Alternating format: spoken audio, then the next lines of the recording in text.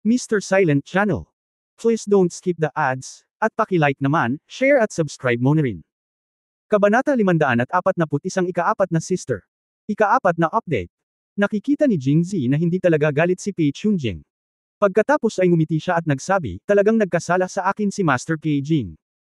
Kung hindi ako hiniling ng pinuno ng Qingyang na pumunta sa palasyo ng Tungtian kahapon, pumunta muna ako sa ating Kunlun Mirror. Oh! Kung gayon bakit hindi mo natapos ang pakikipanayam sa Tungtian Palace kahapon? Diretsyong pumunta rito. Hindi ba't hindi ako pinapansin ng palasyo ng Tungtian? Nagpunta ako roon ng madaling araw, ngunit ang pinuno ng Qingyang at Song Daxia ay lumabas at inihagis ako sa ilang mga disipulo ng palasyo ng Tungtian. Nako, hindi pala matalino ang disipulong iyon. Inabot ako ng isang buong araw para isulat ang maneskrito, ngunit wala akong pagpipilian ngayong umaga. Inaasahan ni Jingzi na hindi pag-uusapan ng kanilang mga ulo ang tungkol sa mga nakakainip na bagay, kaya nagsinungaling lang siya at nagreklamo. Tumawa si Pei Chunjing pagkatapos marinig ito, okay, naniniwala ako. Kahit papaano, mula kay Pei Chunjing, naramdaman ni Jingzi ang ilang uri ng ugali ni Master Mingji sa kanya. Sandaling nag-usap ang dalawa, ngunit si Pei Chunjing ay hindi kailanman nagkaroon ng anumang intensyon na makarating sa punto ng pakikipanayam, at patuloy na nakatingin sa pinto ng walang pag-aalinlangan, na parang hindi siya nagmamadali. Direktang nagtanong si Jingzi, Master Pei Jing, narinig kong sinabi mo kahapon na gusto mo akong bigyan ng sorpresa. Siguro kung ano ang sorpresa. Teka. Habang nagsasalita siya ay may biglang tumunog sa labas ng pinto. Nagkaroon ng isang pagsabog ng tagay, at pagkatapos ay ang mga disipulo ng Kunlun Mirror, na kanina pa nakapaligid sa pinto, lahat ay naglakad patungo sa patio ng may kagalakan.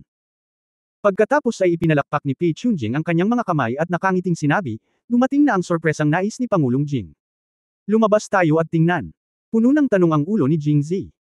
Kung tama ang hula niya, ang taong pumasok ay si Yun Jingshuang. Ang kaakit-akit na Pei Yangxi ay napaka-cute, ngunit ang susi ay, siya ba ay isang malaking sorpresa sa kanya? Posible bang hindi na makapaghintay si Pei Chunjing na ipakilala sa kanya ang kanyang alagad bilang kanyang asawa nang makita niyang bata pa ito at may pangako? Ito ay napakawalang pigil. At hindi mo ba masyadong sinasadya ang iyong sarili? Hindi siya napakababaw na tao, anuman ang mangyari, kailangan niyang makita kung ano ang hitsura niya. With this thought in mind, nag-walk out siya. Sa oras na ito, habang ang mga tao ay lumundag sa looban, isang magandang babae na, tulad ng ibang mga disipulo ng Kunlun Mirror, ay nakasuot din ng navy blue na damit na pang-training at may salitang, Kun, na may berda na gintong sinulid sa kanyang dibdib, ang pumasok. Siya ay may mahabang espada sa kanyang baywang, at ang kanyang mahabang buhok na parang tinta ay casual na hinihila pataas gamit ang isang pink na laso, na nakatali sa kanyang buhok. Ang kanyang itim na buhok ay parang ulap, at ang mga fan ribbons ay nakasabit dito, na napaka-espesyal. Walang makeup sa kanyang mukha, isang manipis na layer ng vermilion lamang sa kanyang mga labi, kalahati ng kanyang noo ay dilaw na uwak, ang kanyang baywang ay parang willow, at ang kanyang temple na buhok ay parang ulap. Siya ay may kabayanihan na espiritu at hindi pangkaraniwang ugali. Bagamat nakasuot siya ng parehong damit gaya ng ibang mga disipulo sa Kunlun Mirror, dahil siya ay matangkad, maputi ang balat, at sobrang gwapo, talagang namumukod tangi siya sa karamihan. Nakatingin sa malayo, mahirap hindi siya mapansin. Mahirap ang lahat. Natigilan si Jingzi. Ang mga magagandang babae, tulad ng kanyang mga kapatid na babae at mga pinagkakatiwalaan, ay pawang mga top-notch, one-of-a-kind na pag-iral. Kaya nagkaroon na ng pagtutol si Jingzi. Bagamat talagang maganda si Pei Yangxi, hindi ito sapat para mabigla siya. Ang dahilan kung bakit siya naging ganito ay dahil nakaramdam siya ng matinding pagkakilala at takot mula kay Pei Yangxi. Kasama ang mga reaksyon ni Pei Chunjing at Xinkyo, malamang nahulaan niya kung sino si Pei Yangxi. Worry. Nakaka-excite ba? Kung ang isa sa mga haligi ng apat na pangunahing sekta ay pipiliin na maging kapatid niya, sino ang makakahawak nito? Bilang resulta, tahimik na umatras si Jingzi. Sa hindi inaasahang pagkakataon, ang mga mata ni Pei Yangxi ay nagkataong tumingin sa ibabaw. Matapos makita si Jingzi, isang ngiti ang lumitaw sa kanyang mukha, at pagkatapos ay humakbang siya patungo sa kanya. Isang grupo ng mga tao sa likod ang sumigaw ng ku. At agad na sumunod. Nakihalo si Zhou Tong sa harap ng karamihan. Pagdating ni Jingzi, sinadya niyang magtago sa likod niya para lang mapahiya siya. Ngayong nakita niya si Pei Yangxi na dumiretso kay Jingzi, nakaramdam siya ng masamang pakiramdam sa kanyang puso. Senior sister, bakit ka pupunta doon? Wala dito si Master. Kakabalik lang ni Kuya, bakit hindi ka na bumalik sa kwarto mo para magpahinga? Si Pei Yangxi ay kumilos na parang walang narinig at humakbang papunta kay Jingzi, dahil siya ay napakatangkad, mas maikli lang ng kaunti kaysa kay Jingzi. Tumayo siya roon at tumingin kay Jingzi na may malalambot na mga mata. Tumingin din ng diretso si Jingzi sa kanya, at nagtama ang mga mata ng dalawang tao sa hangin. Ang mga impormasyong nakapaloob sa kanilang mga mata ay natatakot na walang makaintindi dito maliban sa kanilang dalawa. Pinagmamasdan ng mga nanunood ang dalawang taong magkasing tangkad at gwapo, na nakatayong magkatabi na parang isang pares ng magagandang babae. Sa kauna-unahang pagkakataon, naramdaman nila na ang kanilang nakatatandang kapatid na babae at isang kakaibang lalaki ay magkatugma. Galit na galit si Zhou Tong at nagmamadaling sinabi, "Sister, ito si President Jing mula sa Imperial Court, nandito lang siya para sa isang interview, hindi isang alagad ng sekta." Ang mga tao sa sekta ay may likas na kaugnayan sa mga opisyal ng imperial. Sinadya ito ni Zhou Tong dahil natatakot siyang tretuhin ni Pei Yangxi si Jingzi bilang isang disipulo mula sa ibang sekta at magkaroon ng magandang impresyon sa kanya. Ngunit hindi siya pinansin ni Pei Yangxi, at ang sumunod na nangyari ay nabigla sa lahat ng naruroon. Dahan-daang iniunat ni Pei Yangxi ang kanyang kamay. "Zier, sumama ka sa akin." "Oo." Pagkatapos, naglakad silang dalawa na magkahawak kamay, at sumunod kay Pei Yangxi sa kanyang silid. Kapag ang pinto ay sarado, ang buong mundo ay sarado. Sila. Sabihin na ang isang panganay na kapatid na babae ay tulad ng isang ina. Noong bata pa si Jingzi, hindi niya alam na umiiral si Lu Li, at palaging ginagampanan ni Zhou Xining ang tungkulin ng panganay na kapatid na babae. Ngunit noong bata pa siya, si Zhou Xining ay kasing banayad niya ngayon. Kahit na magkamali siya, tuturuan lang siya ni Zhou Xining sa mahinang boses. Ngunit sa kanyang 6 na kapatid na babae, mayroong isang espesyal, at iyon ay ang kanyang ika-4 na kapatid na babae. Sa tuwing may aaway si Jingzi sa labas, kakalagkarin niya si Jingzi palabas. Kung may makasakit kay Jingzi, hahawakan niya ang kanyang kamay at tutulungan siyang labanan siya, dahil matangkad siya mula pa noong bata pa siya, mas matangkad ang ulo kaysa sa mga lalaki na kasing edad niya. Kung si Jingzi ay makasakit ng iba, papaluan niya si Jingzi hanggang sa siya ay umiyak at humingi ng awa. At si Jingzi ay binugbog ng hindi mabilang na beses mula pa noong bata pa siya, dahil siya ang laging nagdudulot ng gulo. Sa makatuwid, si Jingzi ay may likas na takot sa kanyang ika-4 na kapatid na babae sa kaibuturan ng kanyang mga buto. Ang ilang mga babae ay lubhang kakaiba. Nag-iiba sila ng edad at parang ibang tao noong bata pa sila. Ngunit ang ilang mga kababaihan ay hindi gaanong nagbabago. Maganda sila noong bata pa sila, pero mas maganda pa rin sila kapag lumaki. At si Pei Yangxi ay walang alinlangan na ganito. Sa unang pagkakataong nakita siya ni Jingzi, nalaman niya mula sa pamilyar na magagandang tabas ng mukha nito at ang takot na ibinigay nito sa kanya na ito ang kanyang ika-4 na kapatid na babae. Ito ay talagang isang malaking sorpresa. Pang-4 na kapatid na babae. Matapos makapasok sa silid, si Jingzi ay tumabi ng masunurin tulad ng isang batang monghe na nagkamali at masunurin na tumawag. Agad na nanliit ang mga mata ni Pei Yangxi sa mga crescent moon. Tumingin siya sa likod at ngumiti, kasing liwanag ng mga bituin. Kabanata 542, Unang pagbisita sa Waxian Pavilion, unang update. Kilalanin ito. Napangiti si Pei Yangxi matapos itong tingnan saglit. Tumango si Jingzi, ang pang-4 na kapatid na babae ay kasing ganda niya noong bata pa siya. Hindi siya gaanong nagbago. Makikilala mo siya sa isang sulyap lang. Tahimik na nambobola siya ni Yu, at nagtatakang nagtanong si Jingzi, pang-4 na kapatid na babae, ikaw mukhang nakilala mo na ako bago ko nakilala. Mula sa pagbabalik sa paglalakad papunta sa kanya, ang buong proseso ni Pei Yangxi ay napakakinis, na parabang na-rehearse niya ito ng maaga, na nangangahulugan lamang na nakilala niya ang kanyang sarili noon. Kahit na sabihin sa kanya ni Pei Chunjing ng maaga na darating siya para sa interview, hindi niya ito makikilala ng direkta, tama ba?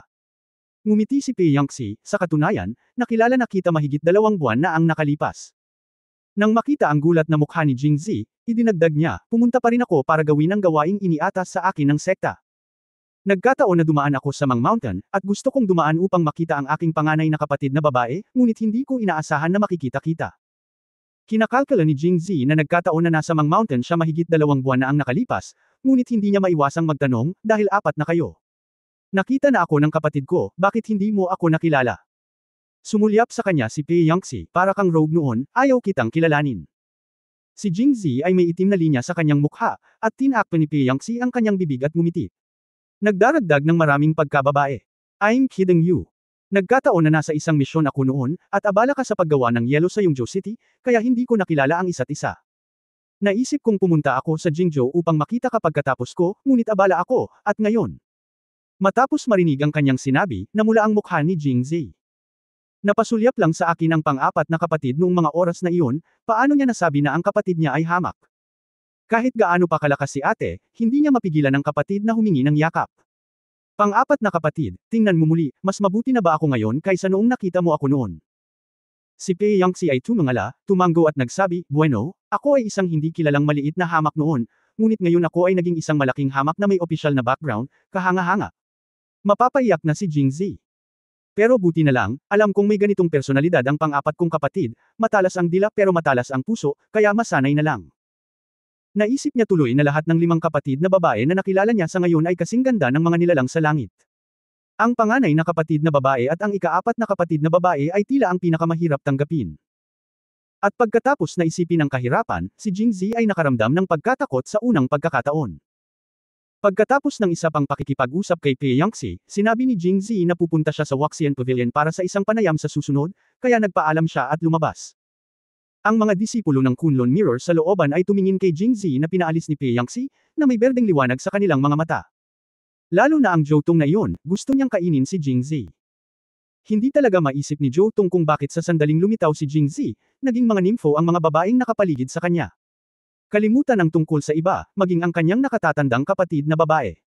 Talagang gustong tadterin ng espada si Jingzi. Sa pagkakataong ito, walang nang ahas na sundan si Pei Yangxi palabas. Magkatabi ang dalawa sa labas ng pinto.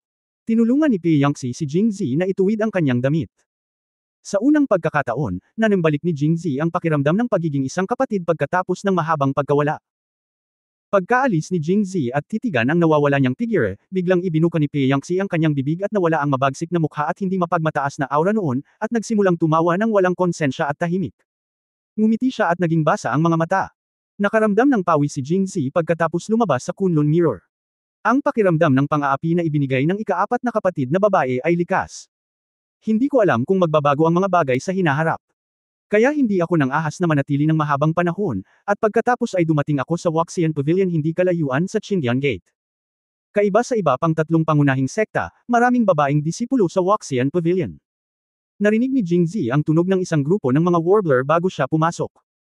Nang may nagpaalam sa kanya, dinala siya sa looban at agad siyang napatulala. Ang patio ay puno ng mga babaeng disipulo sa kanilang kalakasan, na may ilang mga lalaki na nakakalat dito at doon. Sa pagtingin-tingin sa paligid, nakita rin ni Jingzi ang ilang mga gwapo, hindi kasing ganda ng mga may 75 dagdag na tulad ni Wang Yingqiu, ngunit 85 meron pa rin, at hindi ko maiwasang tingnan sila ng ilang beses, at medyo naiinggit ako sa mga lalaking disipulong iyon. Napakasaya nila. Habang sinusukat sila ni Jingzi, sinusukat din ng mga babaeng disipulong ito si Jingzi, namamangha sa kanyang hitsura at naaawa sa kanyang kakulangan sa martial arts. Guru. Isang pamilyar na boses ang biglang tumunog, at si Bai Lu, na matagal nang hindi nakikita, ay tumakbo palabas.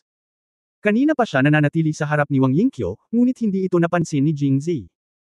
Ngayon nang ikumpara niya ang mga babaeng disipulong ito, nalaman niyang napakaganda rin ni Bai Lu. Oo naman, walang masama kung walang paghahambing. Bai Lu, nandito ako para makita ka, Pavilion Master mo. Tumango si Bai Lu. Marahil ay napakatagal na mula noong nakita niya si Jingzi, kaya tila nasasabik siya. Nanliit ang kanyang mga mata at ngumiti, nag-utos ang master ng pavilion kinaumagahan, ngunit hindi ko inaasahan na hindi darating ang young master hanggang tanghali. Dadalhin ni Bai Lu ang young master para hanapin ang master ng pavilion ngayon din. Pagkatapos sabihin iyon, masaya siyang naglakad sa harapan para manguna, dinala si Jingzi sa side hall. Habang naglalakad sa direksyon, nakita sila ng ibang mga babaeng disipulo, nagbubulungan, nakaturo sa kanilang likuran, nagtataka kung ano ang kanilang pinag-uusapan. Habang nasa daan, hindi nakalimutan ni Jingzi na magtanong, Bai Lu, nasaan ang may-ari ng hardin? Bakit hindi mo siya nakita? Tumingin si Bai Lu sa paligid, at nang wala siyang makitang tao doon, bumulong siya, Sir, narinig ko na darating ka, at darating ang may-ari ng aming hardin. Pagkabalik ko mula sa labas, kinulong ako ng Pavilion Master. Oh, saan nakakulong ang may-ari ng hardin? Tumingin si Jingzi sa paligid at nakitang walang sumusunod sa kanya. Nag-iisip siya kung pupunta muna siya sa kwarto ni Wang Yingqiu. Sa bagay, hindi pa niya ito inaliw simula nang umalis siya kahapon. Ito. Kinagat ni Bai Lu ang kanyang labi at tumangala kay Jingzi, mukhang medyo nahihiya. Kung mahirap, kalimutan mo na. Itatanong ko na lang sa Pavilion Master mo mamaya. Nang marinig ito, mabilis na umiling si Bai Lu. Young Master, please don't do it. Galit na galit ang Pavilion Master simula nang makita kanya minsan. Sinaway din niya ang Garden Master ko, na sinasabi na hanggat hindi ka papasok sa Waxian Pavilion, hindi ka papayagang makita siya. Pumunta ka sa Pavilion Master, at higit pa walang silbi. Pagkatapos sabihin iyon, si Bai Lu ay tila nag-ipon ng lakas ng loob, pagkatapos ay lihim na sinabi ni Bai Lu sa Young Master. Dahil nandito si President Jing, bakit hindi mo siya dalhin sa akin? Bago ito masabi ni Bai Lu, sinabi ni Mo na ang boses ni Qingren ay umalangaw sa paligid. Mabilis na laminggalinga si Jingzhe sa paligid, ngunit walang nakitang palatandaan ng Mu Qingren, at naging mausisa. Agad na ipinaliwanag sa kanya ni Bai Lu sa mahinang boses na ito ang natatanging 1,000-mile sound transmission ng kanilang Waxian Pavilion. Kapag sila ay nagsalita ng malakas, maririnig sila ng mga taong Muqing. Kaya't sinabi ni Jingzhe, Pavilion Master mo, hindi ako komportable sa aking tiyan. Hinihiling ko kay Miss Bai na dalhin ako doon para sa kaganhawahan. Bakit, gusto mo bang sumama? Pagkatapos marinig ito, walang tunog. Kinurot ni Jingzhe ang kanyang mga labi, alam niyang maaaring hindi niya makita ng lihim si Wang Yingqiu. Sinundan niyang muli si Bai Lu, at pagkatapos ay pinapunta siya sa pintuan ni Mu Qingren. Habang pinapanood si Bai Lu na umalis, kumatok si Jingzhe sa pinto ni Mu Qingren. Chapter 543 Indirect Kiss, Second Update. Binuksan ni Mu Qingren ang pinto, at si Jingzhe ay hindi nagpakita ng anumang kagandahang asal, ngunit dirdiretsong pumasok sa pintuan ng napakabastos. Nang makita si Jingzhe na walang ingat na mukhang nasa isang desyerto na lugar, bahagyang kinukat ni Mu Qingren ang kanyang mga labi at pagkatapos ay isinara ang pinto. Ito ang ika-4 na sekta na binisita ni Jingzhe, ngunit ito lamang ang natanggap na mag-isa sa isang pribadong silid. Halos tanghali na, at may mga pagkain, mangkok at chopstick na nakalagay sa mesa sa silid. Tila naghahanda si Mu Qingren na kumain. Napakagalang ni Pavilion Master mo. Alam niyang darating ako at naghanda ng pagkain. Saka hindi ako magalang. Hindi mahalaga kung ito ay kahapon o kaninang umaga, pumunta si Jingzhe sa iba pang 3 sekta nang hindi nakakakuha ng kahit isang kagat ng pagkain. Makikita na ang mga sektang ito ay hindi magiging magalang sa iyo. Kung hindi siya magkusa na humingi ng nauutol na pagkain, natatakot siyang muling magutom tulad ng kahapon. Kaya pagkatapos ng pagsasalita, kinuha niya ang mangkok at nagsimulang kumain nang hindi hinihintay ang reaksyon ni Mu Qingren. Hoy, ikaw! Si Mu Qingren ay isang hakbang na huli na. Kumuha si Jingzhe ng 2 subaw ng kanin, at pagkatapos itong lunukan, tinanong niya, ano ang problema ni Pavilion Master mo? Pagkatapos ay pinuri niya, masarap ang pagkain sa Waxian Pavilion, lalo na ang unang kagat, napakasarap ng lasa. Saglit na natigilan si Mu Qingren, at sa wakas ay sinabing namumula, oh, okay lang. Gusto ko lang itanong sa iyo, gusto mo bang uminom ng tubig? Siyempre gagawin ko. Oh, kung gayon. Kukunin ko ito para sa iyo. Nang makitang inilagay ni Jingzhe ang mga chopstick sa kanyang bibig, at dinilaan ang mga chopstick at ang gilid ng mangkok gamit ang kanyang dila, ang mukha ni Mu Qingren ay naging mas pula kaysa noong hinawakan siya ni Jingzhe noon. Hey! Hindi mo masasabi sa kanya na kinain mo ang kalahati ng mangkok ng kanin na iyon, tama ba? Ito ba ay, isang hindi direktang halik? Nagbuhos siya ng isang mangkok ng tubig para kay Jingzhe at inilagay ito. Nang makitang nagmamadali siyang natapos ang pagkain at sinipsip ang kanyang chopstick sa dulo, namula si Mu Qing at palihim na dumura sa kanyang puso, isa kang hamak. Pagkatapos kumain ni Jingzhe, natakot si Mu Qing na makita siya, kaya hindi siya tumawag ng sinuman para maglinis, ngunit dumiretso siya sa paksa. Akala ko bibigyan mo ng malaking kahalagahan si Yingqiu, ngunit hindi ko akalain na ikaw ang huling pupunta sa aming Waxian Pavilion. Sa katunayan, nang bumaba siya mula sa Changsheng Mountain kahapon, naisip ni Mu Qingren kung gagawin niya para sa kapakanan ni Wang Yingqiu at dahil nasugatan siya, inihatid ba niya siya pabalik sa Waxian Pavilion. Bilang resulta, ang taong ito ay direktang umalis. At pagkatapos ay naghintay muli ng kalungkutan ngayong umaga. May kalahating araw na lang bago ang martial arts competition bukas, at pumunta siya rito. Obvious naman na tapos na siyang mag-interview sa ibang sekta, at siya ang huling pumunta dito. Ngumiti si Jingzhe, kung darating ako ng maaga, papayag ba si master mo na makilala ko ang may-ari ng hardin? Kung gayon, pumayag kang pumasok sa aking Waxian Pavilion. Hindi. Kung gayon hindi rin ako sang-ayon. So, alam kong hindi papayag si Pavilion Master mo, kaya bakit ako napaaga dito? Ang mga salitang ito ay hindi nakapagsalita kay Mu Qing.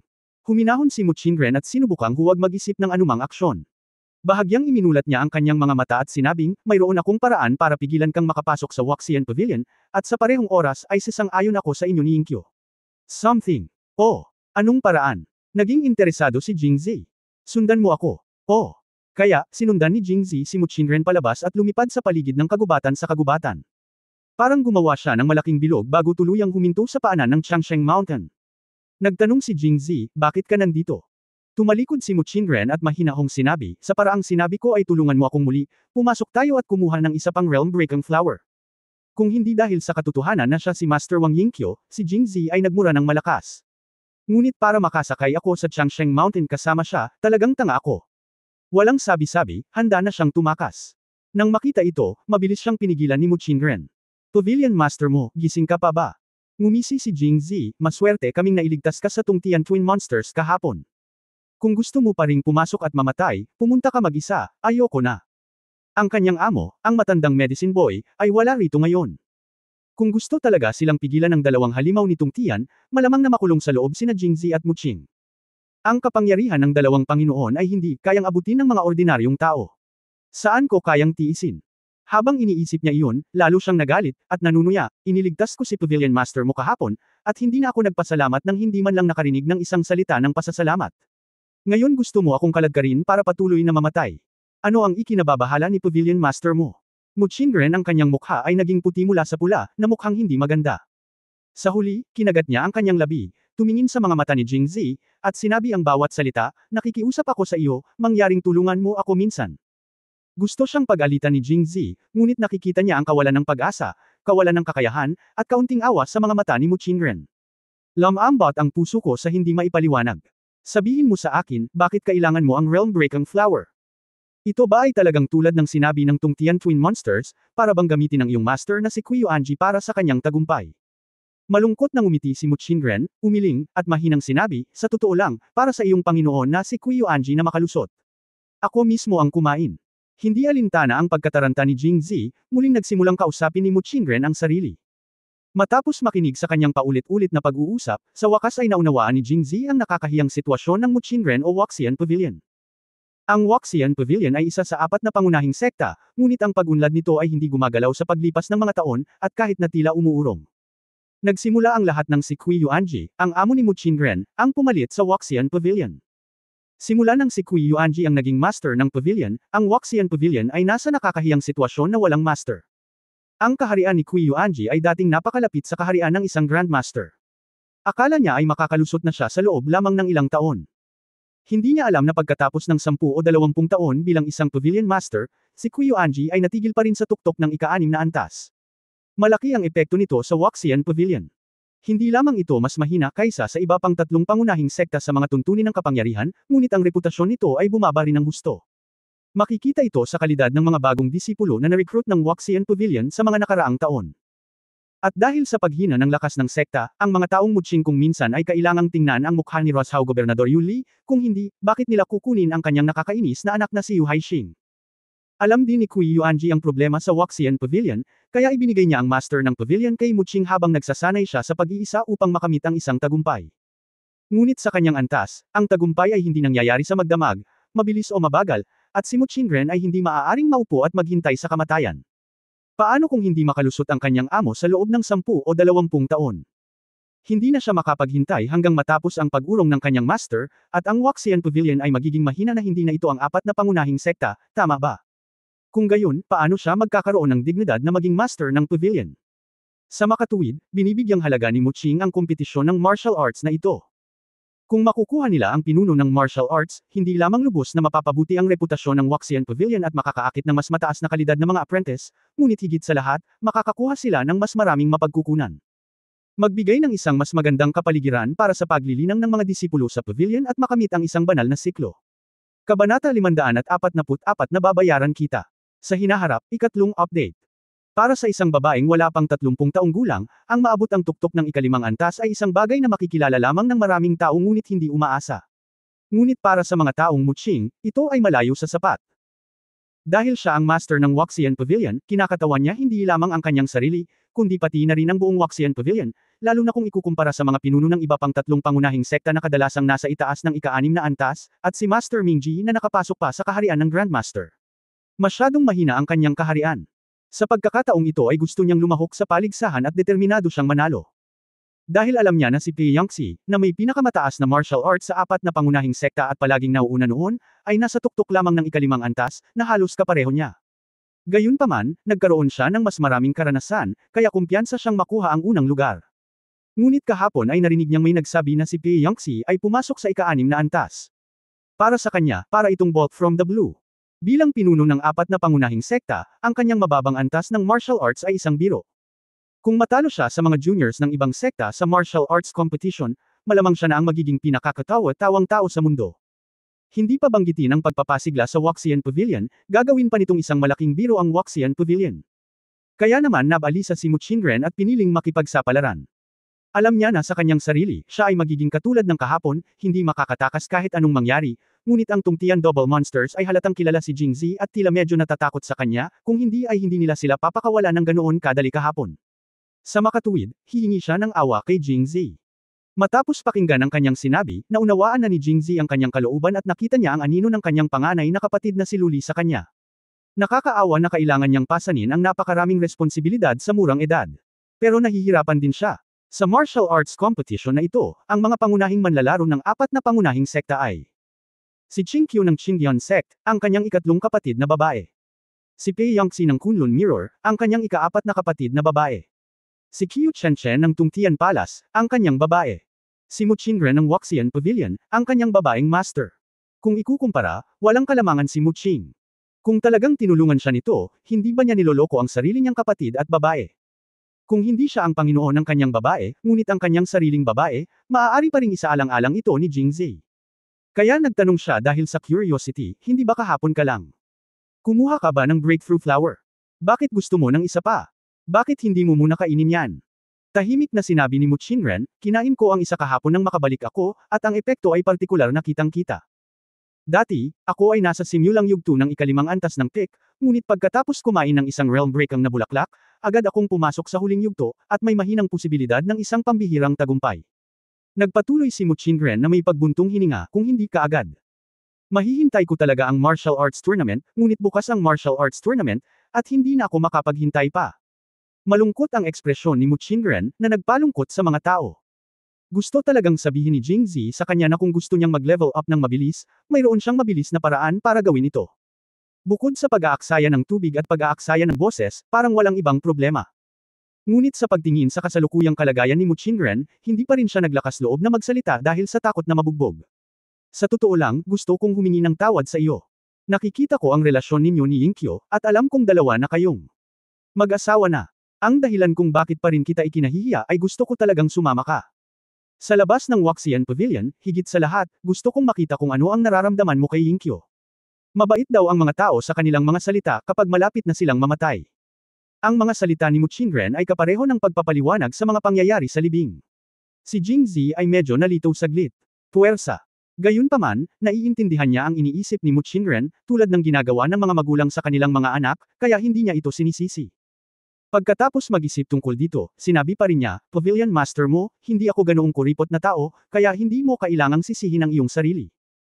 Kung tungkol sa sinabi mo tungkol sa pagpunta sa mga bundok upang nakawin ang Realm Flower, hindi sa ayaw kong tulungan ka, ngunit ginagawa ko talaga ito. Hindi. Ipinaliwanag ni Jingzi sa kanya, nakalabas kami ng ligtas kahapon, pero talagang pinagpapawisan ako. To tell you the truth, kahapon ang pangalawang beses na hindi ko sinasadyang nakapasok sa Tungtian Cave Forbidden Area at nakilala ang dalawang halimaw ng Tungtian. Nagkita na kami. Paulit-ulit nilang sinasabi. Kung sasalakayin ko ulit ang dati kong kasama ngayon, sa tingin mo ba hahayaan nila ito? Kinagat ni Mu Qingren ang kanyang labi, tila nakapagdesisyon, huminga ng malalim, at tumangala. Jingzi, hanggat matulungan mo ako, maging matagumpay man ito o hindi, babayaran kita sa hinaharap. Pumunta si Jingzi kay Mu Qingren. Bahagyang namumula ang kanyang mukha, ngunit mas namutla ang natitirang bahagi ng kanyang katawan. Nanginginig ang kanyang boses nang magsalita siya, ngunit ang kanyang mga mata ay napakatindi. Nagsimulang gumala ang isip niya, at hindi niya alam kung ang kabayaran na binanggit nito ay kapareho ng kabayaran na iniisip niya. Ngunit kahit na si Mu Qingren ay talagang may ganitong ideya, si Jingzi ay hindi gustong sumang-ayon dito ngayon, dahil nakita na niya ito noon pagkatapos makita ang lakas ng master, siya ay napuno ng takot. Master mo Pavilion, dahil sinabi mo na magtagumpay ka man o hindi, nangangahulugan ito na alam mo sa iyong puso na malaki ang posibilidad na hindi ka magtatagumpay, kaya bakit kailangan mong makipagsapalaran? Pagkatapos ay ngumiti siya at sinabi, sa kaso namin ni Mu Pavilion, ang relasyon sa pagitan ng may-ari at ng may-ari ng hardin, sa katunayan, kahit na hindi mo kunin ang pinuno ng martial arts na ito, matutulungan ko ang Waxian Pavilion na palawakin ang impluwensya nito. Para sabihin sa iyo ang katotohanan, ang aming pahayagan sa daan ay kasalukuyang umuunlad ng napakahusay, at ang susunod na hakbang ay upang palawakin sa buong bansa. Hindi ba't ang bawat sangay na ito ay mas mahusay na isulong ang Waxian Pavilion na ngayon ay magbukas ng isang pavilion? Alyansa ng Martial Arts. Sumulyap si Mu Qingren sa kanya, nakaramdam ng kaunting paggalaw. Ngunit pagkatapos ng mahabang panahon na pag-iisip, umiling pa rin siya at bumantong hininga, maganda ang mungkahi ni Pangulong Jing, ngunit kailangan kong sumali sa kompetisyon ng martial arts na ito. Kapag natalo ako sa mga junior na iyon, hindi lang ako mawawala ng mukha, ngunit ang reputasyon ng Waxian Pavilion ay bumagsak din. Kahit na gumamit si President Jing ng mga pahayagan para maisapubliko ito. Pavilion Master mo, masisiguro mo ba na makukuha natin ang Realm Breaking Flower? Makakasiguro ka ba na sa pamamagitan ng pagkain ng Realm Breaking Flower, makakalusot tayo sa ika-6 na antas? Kahit na talagang lumampas ka sa ika-6 na antas, talagang tiwala ka na mapapanalo mo itong martial arts tournament. Matapos magtanong ng 3 beses, hindi na nakaimik si Mu Qingren. Mukhang hindi niya magagarantiya ang lahat. Ngunit sa huli ay nagnganga siya at sinabi, President Jing, hindi ko magagarantiya ang iyong sinabi, ngunit maaari kong garantiya na kung hindi ako magsisikap, wala talagang pag-asa. Hanggat gagawin ko ito, kahit na mabaigo ako sa huli, hindi ko ito masisiguro. Walang pagsisisi. Matapos sabihin iyon, si Mu Qing, na palaging malamig at mature sa harap ni Jing Zi, ang kanyang mga mata ay unti-unting naging basa at namumula, at sa wakas ay humihingi siya ng iyak, pakiusap tulungan mo ako minsan. Napabuntong hininga si Jing Zihi sa kanyang puso, ang pinakaayaw niya ay kapag may umiiyak na babae, pero napakagandang babae pa rin. Sige, sasama ako sa iyo. Nang hindi na hinintay na magsalita si Mu Qingren, agad niyang sinabi, ngunit sabihin ng maaga ang mga pangit na bagay. Pagkatapos mong pumasok, sundin ang aking mga tagubilin. Kunin ang iyong makakaya. Kung hindi mo ito makuha, mabilis tayong lilikas. Tumango si Mu Qingren na parang manok na tumutusok sa kanin, kumikislap ang kanyang mga mata. Kabanata 545, ito ay isang aksidente, ika-4 na update. Bagamat na ipaliwanag na niya ito kay Mu Qingren, medyo hindi pa rin sigurado si Jing Zi. Hindi siya natakot noong nagkamali siyang pumasok sa ipinagbabawal na lugar noon, ngunit ngayon sila ni Mu Qingren ay nasa liwanag ng araw, palagi na lang medyo nag-aalala na pumasok at magnakaw ng mga bagay na may nakaplanong plano. Noong gabi bago umalis sa Jingzhou, hiniling niya kay Hanhan na gumawa ng ilang granada at naglabas ng kabuoang 20 granada. Kanina pa siya may dalang 5 at inilagay ang iba sa bagahe ni Hanhan. Walang maghuhukay sa mga gamit ni Hanhan, kaya ito ang pinakaligtas na lugar upang ilagay ang mga ito doon. At the same time, kahit na may nagnakaw sa kanila, hindi nila malalaman kung para saan ang mga ito. Kung talagang may nagtangkang magsindi sa kanila, malamang na mas bobo pa sila kay Hanhan. Nakagamit na si Jing Zi ng 2 granada nang harapin niya ang 2 halimaw sa langit noong nakaraang gabi, at nagdagdag siya ng 2 pang granada kahapon. Hinawakan niya ito at inihanda ang bomba ng apoy, at mas gumaan ang pakiramdam niya. Kung talagang tatanggihan ng mga tungtian monsters na palayain sila gaya ng naisip niya, itatapon niya ang 5 granada na ito ng sabay. 2 granada ang bumulaga sa kanila. Kapag pinagsama-sama itong 5 ito, mawawalan sila ng balat kahit hindi mamatay. Nang makita ni Jing Zi na nagbubukod-bukod sa ilang mga bote at garapon, naramdaman ni Mu Qingren na dapat itong maglaman ng ilang pilak at alahas. Naisip din niya na gusto ni Jing Zi na magbigay ng mga regalo sa tungtian twin monsters kapag nahihirapan siya. Siya ay tumawa ng pipi at sinabi, bueno. Silang dalawa ay Panginoon. Oo, alam ko. Hawak ang isang granada, seryosong sinabi ni Jing Zi, kung sakaling. Ibig kong sabihin kung sakali, talagang may away, itatapon ko ito. Tumakas ka lang, huwag lumingon. Ibinuka ni Mu Qingren ang kanyang bibig, ngunit ang mga salita ay lumabas sa kanyang lalamunan, ngunit walang lumabas. Siya ngayon ay lubos na kumbinsido na si Jing Zi ay malamang na isinasaalang-alang ang pinakamasamang plano at nais na maantala ang kanyang pagtakas sa pamamagitan ng pagbibigay ng mga regalo sa 2 halimaw sa kalangitan. Pero, paano siya? Sa pag-iisip nito, nag-iba ang mood ni Mu Qingren. Lumaki, maliban sa kanyang Panginoon na mahigpit na nagtuturo sa kanya ng martial arts, wala siyang pakialam kahit ano. Ang biglang pag-aalaga ni Jing Zi na tila hindi sinasadya ay nagpasama sa kanyang buong katawan. Ibinaling niya ang kanyang katawan sa isang tabi at bahagyang itinaas ang kanyang ulo para pigilan ang mga luhang tumulo mula sa kanyang mga mata. Fair na. Inayos ni Jing Zi ang lahat at humakbang patungo sa bundok. Para kay Mu Qingren, wala siyang alam tungkol sa kung paano siya na-move. Ang dahilan kung bakit naantig si Mu Qingren nang hindi lumilingon sa likod ay dahil nalaglag niya ang kanyang kamay. Pagkatapos ni Lei, tiyak na mas mabilis siyang tumakbo, kaya paano siya mag-aalaga sa iba?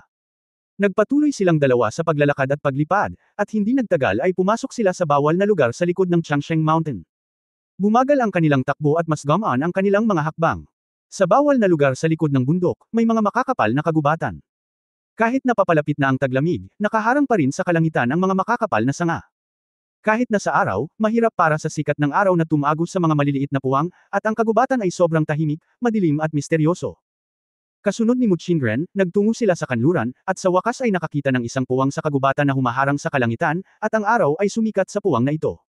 Nilinga ni Mu Qingren si Jing Zi at sinenyasan na nandito siya.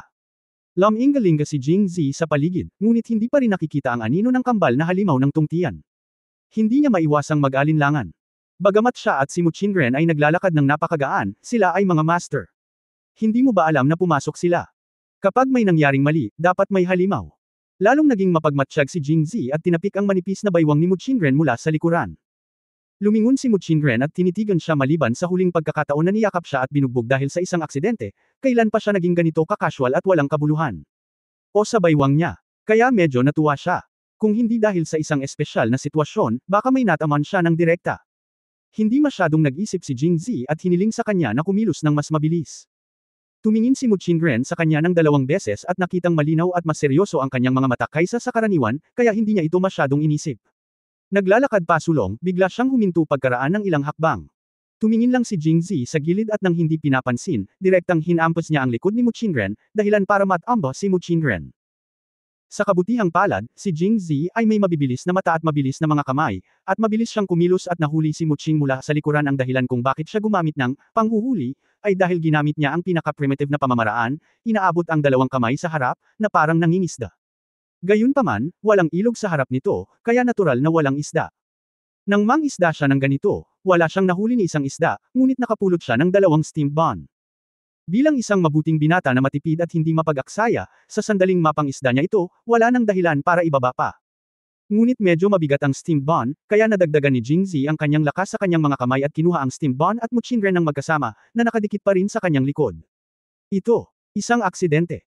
Dahil sa espesyal na sitwasyon ngayon, hindi siya nang ahas na gumawa ng ingay kapag naglalakad, pati na ang magsalita ng malakas, ngunit natatakot siyang baka mag-isip si Muching, kaya walang pagpipilian si Jingzi kundi lumapit sa kanyang tainga at bumulong sa kanyang tainga. Pavilion Master mo, aksidente lang ito. Walang sinabi si Muchinren. Kahapon, niyakap at binugbog siya nito. Akala niya sapat na. Sa hindi inaasahan, ngayon ay mas sukdulan pa. Hinawakan pa siya nito. At kinurot. Hindi niya alam kung sinadya niya iyon. Hindi siya lumingon, dahil ngayon ay tila wala na siyang lakas o lakas ng loob na tumalikod at magsalita, at namumula ang buong katawan. Ang bastos. Nagmura siya sa kanyang puso at nanumpa ng palihim na kung hindi lang niya inisip ang kanyang sarili at naisip ang isakripisyo ang kanyang sarili para iligtas siya, tiyak na hindi niya ito maliligtas ng ganoon kadali. Pero dahil talagang sinusubukan niyang tulungan siya, ipagpalagay na lang natin na hindi niya sinasadya. Hindi inaasahan ni Muching na napakadali niyang suyuan, at agad niya itong hinikayat nang hindi man lang ito kailangang magsalita ng ilang salita. Nang makitang walang sinabi si Muchinren, naisip ni Jingzi na hindi siya naniniwala, kaya idiniin niya muli ang kanyang labi sa labi niya. Pavilion Master mo, totoo lahat ng sinabi ko. Magnenegosyo muna tayo. Maghihintay ang iba hanggang sa makabalik tayo. Pag-usapan natin ito mamaya, okay? Okay lang na wala kang sasabihin. Ang hiningang ito ay nagpapahina kay Muchinren. Hindi na niya napigilan at tumalikod na para titigan siya. Nang makita ang pamumula ng mukha ni Muchinren, hindi napigilan ni Jingzi na mapalunok. Ang aksyon na ito ay nahulog sa mga mata ni Muchinren. Ang hiya at galit na kanina lang pinigilan ay muling umakyat, at gusto niyang kagatin si Jingzi hanggang sa mamatay.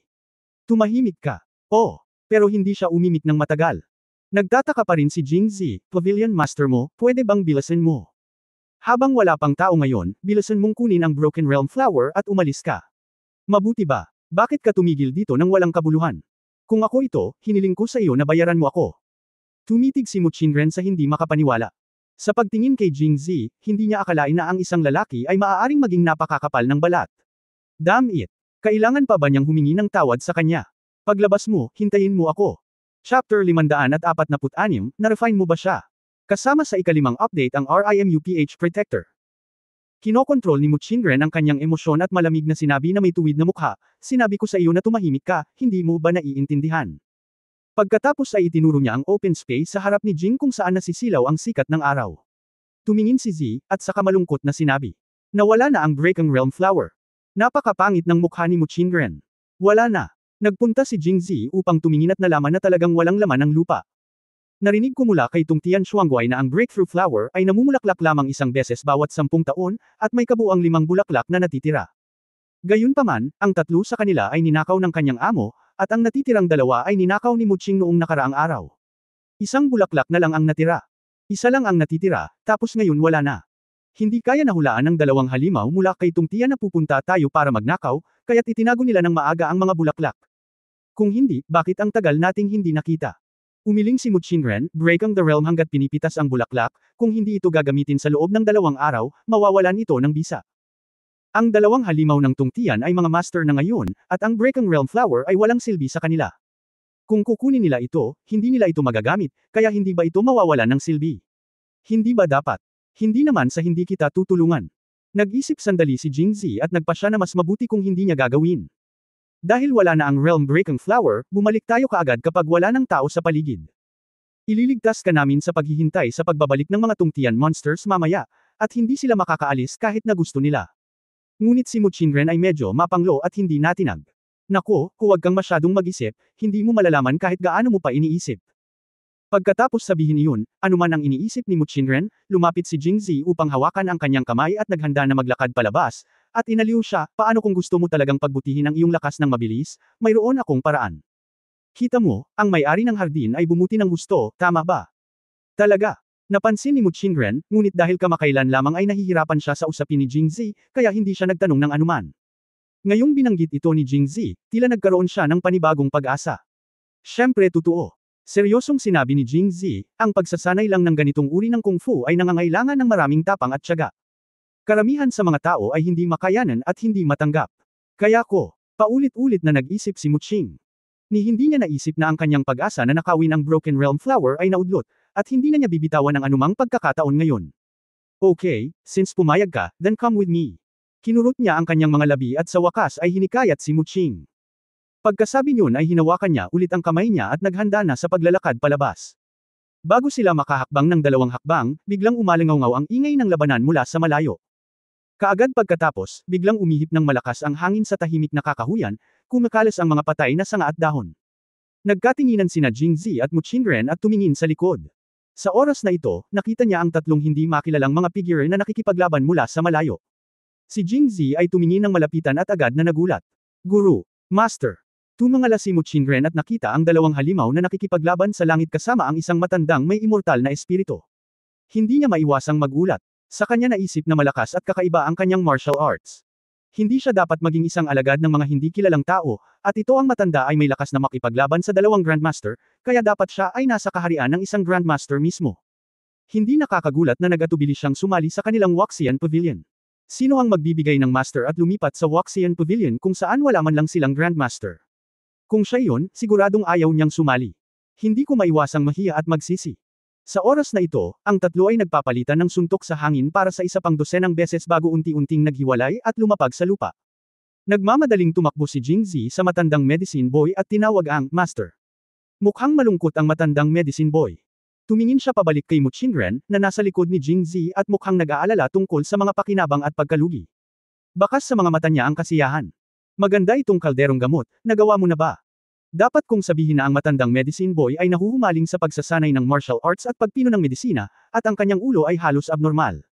Kapag nakakita siya ng babae, tinatrato niya ito bilang isang kaldero ng gamot.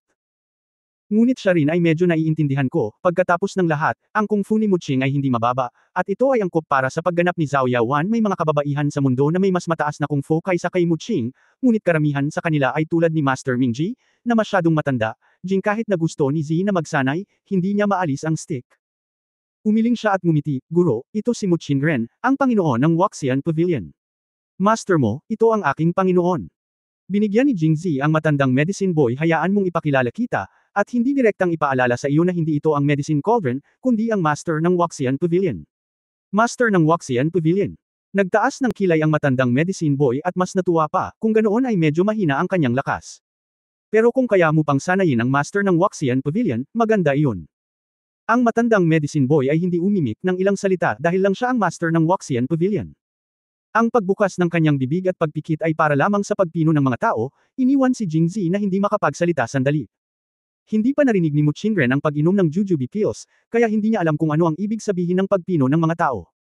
Ngunit nang marinig niya ang unang pangungusap na nagsasabing mahina siya, ibinaba niya ang kanyang ulo at nakaramdam ng kaunting kababaan. Damn it! Sa oras na ito, galit na galit ang 2 halimaw sa tungtian. Old drug boy, pumunta ka lang para magnakaw. Ngayon kahit ang apprentice mo ay nang-ahas na magdala ng babae para magnakaw. How dare you create your own heaven and earth sect? Sa tingin ko dapat kang tawagin na stilang sect. Tumingin ang matandang medicine boy kay Jingzi, totoo ba ang sinabi niya? Nanatiling tahimik si Jingzi. Nang makita ito, ang 2 halimaw mula kay tungtian ay ngumisi, haha, ninakaw muna, bakit nahihiya kang sabihin? Kahapon, itong batang lalaki at babaeng ito ay bumaba at nagnakaw ng basag na bulaklak ng salamin, at hindi sila nasiyahan. Natatakot ako na magnakaw na naman sila ngayon. Ang huli, di ba? Hindi ko inaasahan. Magnanakaw ano kayo? Pinag-uusapan. Pagnanakaw. At kailan kami hindi kumilos sa ilalim ng iyong ilong? Okay. Agad namang sumang-ayon ang matandang drug boy pagkarinig nito, tama, ang tawag doon ay pagkuha, hindi pagnanakaw.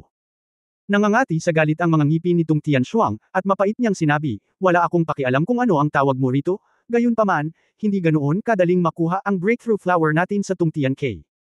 Kung hindi mo ako bibigyan ng paliwanag ngayon, huwag mo nang isipin ang paglabas.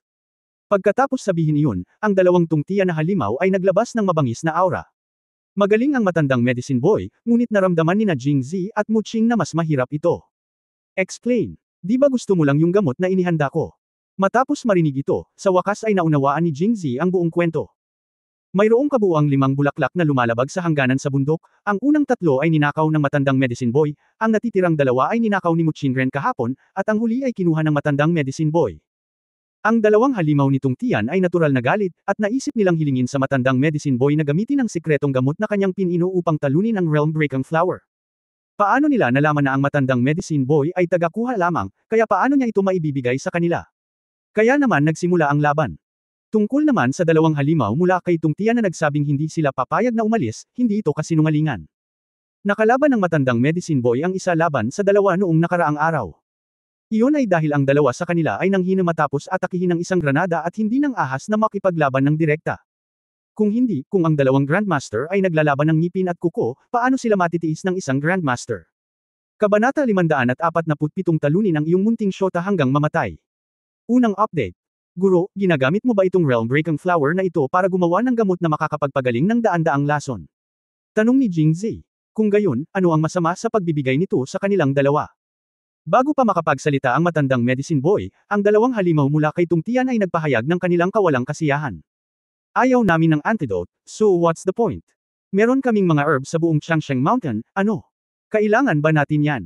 Sinabi nitong Tian Shuangguai na hindi nasisiyahan, ang batang ito ay maaaring magsanay hanggang sa puntong ito sa maikling panahon, tiyak na nakainom na siya ng magic na gamot, gusto namin ito. Uminom ng jujube pills. Matandang Yautong, ninakaw mo lang ang realm-breaking flower namin, at ngayon ay isumpa mo kami sa malaot madali. Ang 2 halimaw sa Tungtian ay labis na nagalit. Naramdaman ang hindi maipaliwanag na pressure, agad nang umiti si Jingzi at sinabing, mali itong naintindihan ng 2 nakatatanda. Ang tawag sa aming gamot ay jujube pills. Hindi ito nangangahulugan na matatapos ka na sa madaling panahon. Ipinakita ang 2 halimaw ni Tungtian, at natigilan sila. Huwag ka magsalita dyan. Ibuka mo lang ang bibig mo para tawagin ako kung ano man ang gusto mo. Paano namin malalaman na hindi ka nagsisinungaling? Bigyan mo siya ng 2 at makita nila. Ngayon ay isang patay na dulo. Kahapon nang ninakaw ng mga taong Muching ang penultimate realm-breaking flower, ang 2 Tungtian na halimaw ay may intensyon na pumatay. Gayunpaman, nang dumating si Jingzi maya-maya, gusto nilang i-blackmail ang matandang medicine boy para bigyan sila ng sekretong gamot, kaya hindi sila kumilos. Kung tutuusin, kahit na ang Broken Realm Flower ay mahalaga, ito ay walang silbi sa kanila. Ngayon ay ninakaw na ng matandang medicine boy ang huli at gusto nang umalis, ngunit hindi sila pababayaan ng 2 halimaw mula kay Tungtian kahit na subukan nila ang kanilang makakaya. Kung ang matandang medicine boy lang mismo, madaling sabihin na hindi niya talaga kayang talunin ang 2, at makakatakas siya. Ngunit kung titingnan ang kanyang kasalukuyang ekspresyon, mukhang hindi ito maganda. Lalo na sina Jingzi at Muching ay parang 2 pasanin. Silang 3 ay parang 2 pasanin. Ang taong ito ay hindi makayanan ang matinding galit ng Grandmaster. Mula sa puntong ito, walang ibang mas mahusay na paraan kaysa sa pag-abot ng 2 tabletas na kumakain ng jujube, at ang matandang medicine boy ay medyo nahirapang harapin ang 2 halimaw sa langit ngayon. Kung kaya niyang lutisin ang problema gamit ang 2 jujube eating pills sa oras na ito ay pinakamahusay na ngunit iyon lang. Nagsalita ang matandang medicine boy, at bagamat nag-aatubili si Jingzi na sumuko, tapat pa rin niyang hinukay ang kanyang mga damit. Kung maglakas loob kang lokohin kaming muli gamit ang pekeng gamot mula noong gabing iyon, mag-ingat na matalo namin ang iyong munting shota hanggang mamatay. Ang 2 halimaw ni Tungtian ay hindi napigil ang magsabi pagkatapos ng pagkatalo. Jingzi, Muchingren. Nak-aim na nila ang self-explosion pill na ibinigay ni Jingzi noong nakaraan, kaya't ang 2 halimaw mula kay Tungtian ay labis na nag-ingat nang makita nila si Jingzi na nakahawak sa kanyang mga braso, sa takot na muli niyang inumin ang tableta. Gumamit ng mga pekeng bagay para linlangan sila. Sa kabutihang palad, ang bote ng jujube pills ay ibang-iba sa mga self-explosive na tabletas. Nagkatinginan silang 2 at medyo nasiyahan. Kumuha si Jingzi ng dalawa at inihagis ang mga ito. Sa katunayan, hindi siya nag-aalala na ang dalawang halimaw mula sa tungtian ay tataas ng husto ang kanilang kapangyarihan pagkatapos uminom ng jujube pills at magdulot ng banta sa kanila kung tutuusin, hindi nila alam ang pagpapakilala at pamamaraan ng gamot. Si Jingzi ay may dalang isang maliit na bag ng jujube, at siya ay garantisadong may isa sa kanyang tabi. Ang babae sumulyap kay Muchinren, si Jingzi ay labis na nasiyahan. Ngunit hindi alam ng tungtian twin monsters iyon. At saka, kahit kumain sila ng that isles, baka hindi na sila mabuhay. Mabuhay man sila, sino ba ang gugustuhing makipagtalik sa kanila? Aba, hindi mo sila masusumpa. Ang dalawang halimaw sa tungtian ay hindi alam na ang nakangiting lalaki sa kanilang tapat ay napagkamalan na silang mga eunuch. Pagkatapos uminom ng jujube pills, pinag-aralan nilang mabuti ang mga ito at nalaman nilang iba nga ang mga ito sa mga ininom nila noong nakaraang gabi. Nang maamoy nila ang mga ito, nakakaamoy sila ng mahinang pabango. Ang bango ng mga sirang bulaklak. Nagkatinginan ng dalawa at akala nila ito na. Ngunit ang karakter ni Jingzi at ng matandang drug boy. Nagkaroon. Para maging magbantay sila.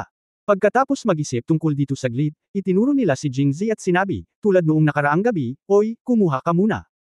Lason sa pagsubok sa paggawa at pamamahala. Si Jingzi ay malapit nang magsuka ng dugo. Noong huling tinanong siya ni Wang Yingqiu, 6 na jujube pills ang natitira. Sinabi rin niya na marami at nag-iwan ng 2 pang table task para kay Wang Yingqiu ngunit sa huling pagkakataon na tinulungan niya si Qiu Chenchen na mag-detoxify, nagkaroon siya ng magandang pagkakataon para magsanay. Hindi ko na napigilan at kumain ng isa.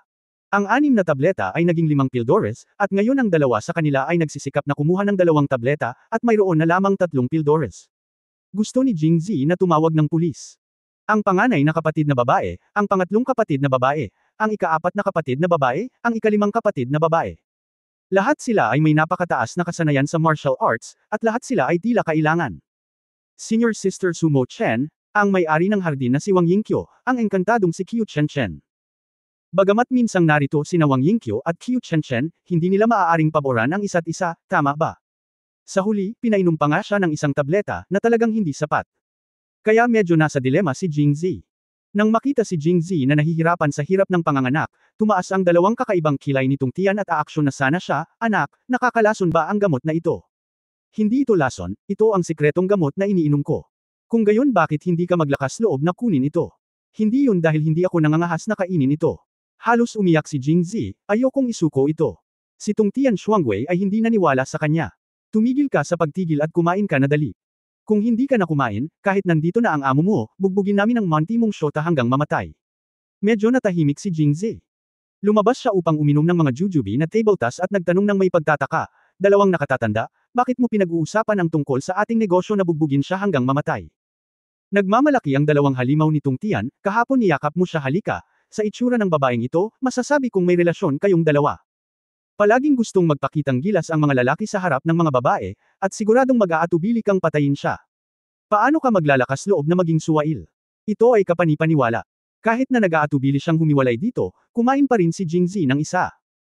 Dahil ang gamot sa pag-inom ng jujube pills ay jujube, kapag umiinom ka ng tableta ng hindi umiinom ng jujube, mawawala ng silbi ang gamot, kaya naglabas siya ng ilang jujube sa kanyang bulsa at itinapat sa kanyang bibig para kainin. Mayroon kaming gabay sa gamot, 1, at para sa gabay sa gamot, 2. Tumingin si Jingzi kay Muchinren, at tumingin din sa kanya si Muchinren, na may pagtataka sa kanyang mga mata, "Kahit na maganda ako, sa ganoong kritikal na sandali, tingnan mo ako ano ang ginagawa mo. Anong kinakain mo?" Labis na hindi nasisiyahan ng 2 halimaw mula kay Tungtian nang makita siyang kumakain ng palihim. Jujube. Itinaas ni Jingzi ang jujube sa kanyang kamay at nakangiting sinabi, "Natatakot ako sa hirap at walang tubig. Sino ang makatitiis na uminom ng mga tabletang tulad nito? Kaya dahan-daang uminom ng jujube. Bukod dito, kumain ka. Ang mga taong may jujube ay hindi masyadong mapalad. Gusto mo rin bang magkaroon? Kung gayon, itago mo ito para sa iyong sarili. Hindi kami natatakot sa kahirapan." Ngumuso ang isa nang makitang totoo ang hawak niyang jujube. Para ipakita ang pagkakaiba niya kay Jingzi, diretso siyang tumanggi. Sandali. Ang isa pang tao ay agad na ikinaway ang kanyang kamay, "Itapon ang mga petsa dito." "Oh." Nahulog si Yao Yin, inaliw ni Jingzi ang sarili, "Okay lang. Anyway, wala silang Yao Yin, 2, at walang kwenta." Second weird, ano ang gusto mong jujube? Ano bang alam mo? Naisip ko lang, hindi ba sasabihin ng bagay na ito na matatapos din ito, ngunit uminom ng jujube pills? Kung hindi, bakit siya may jujube, at kumakain ka pa rin ba? Sa pagkakataong ito, napakamangha ba nito?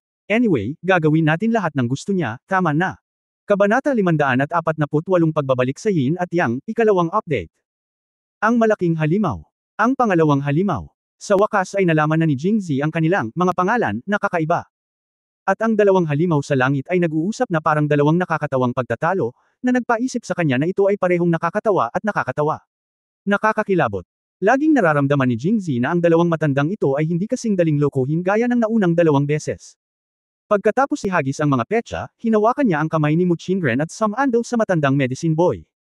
Hinawakan niya si Muchinren ng ganoon, at gusto niyang tumanggi sa kanyang puso, ngunit sa ilang kadahilanan, ang kamay na hawak niya ay tila nawalan ng malay, at hindi niya ito maibalik. Naisip ko, baka may sakit ako.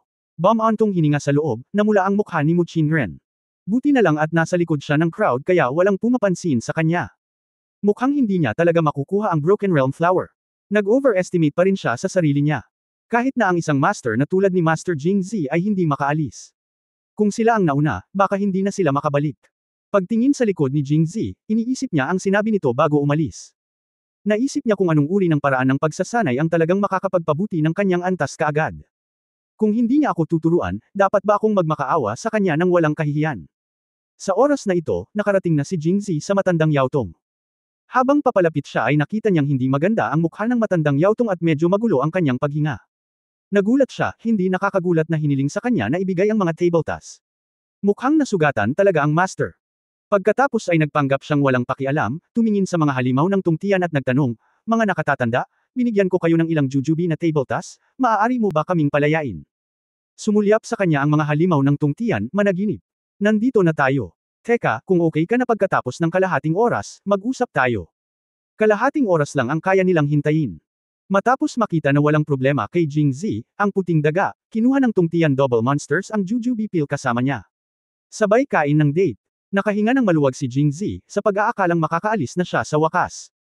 Ngunit nang matapos kumain ang dalawang halimaw mula kay tungtian, napakunot ang noo nila. Kung ang mga pills na ininom noong nakaraang gabi ay mas mababa, pagkatapos ng lahat, maaari nilang pakilyusan ang kanilang chi, ngunit sila ay mas mahina, kung gayon ang mga pills na kanilang ininom ay pekeng. Pagkatapos kong kainin, bukod sa medyo mapait ang lalamunan ko, wala nang ibang gamit. Nagalit ang malaking halimaw, nagsisinungaling ka ba sa amin? Naiinip ka ba? Ngunit nalaman ng pangalawang halimaw ang susi. Dahil sa pag-aatubili ni Jingzi na bitawan ang mga table tasks ngayon at ang amoy ng halimuyak ng sirang bulaklak, naramdaman niya ang mga table tasks ay hindi maaaring peke, ang problema ay nasa ibang lugar. Kaya malamig niyang sinabi, ibigay ang jujube pill taking technique na ito. Kung hindi, walang sinuman sa inyong tatlo ang makakaalis ngayon. Tila alam na nila ang tungkol sa pinsala ng kanyang amo, kung hindi, paano siya magiging walang prinsipyo? Bumantong hininga ang matandang medicine boy, dalawang halimaw, anong klaseng Panginoon kayo? Kung hindi ito palihim na pag-atake mula sa likuran, paano mo ako nasaktan? Naparito ka upang nakawin ang aming realm-breaking flower, at ikaw ay itinuturing na isang master. Kahit nasugatan ako, gusto niyong dalawa na patayin tayong tatlo, hindi madali. Kung hahayaan mo akong umalis, walang kapayapaan sa tungtian K.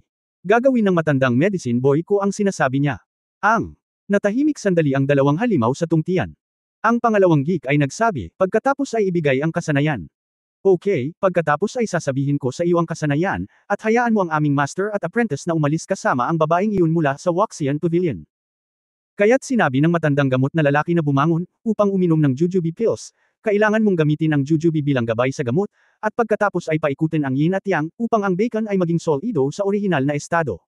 Ang pamamaraan ay napakasimple.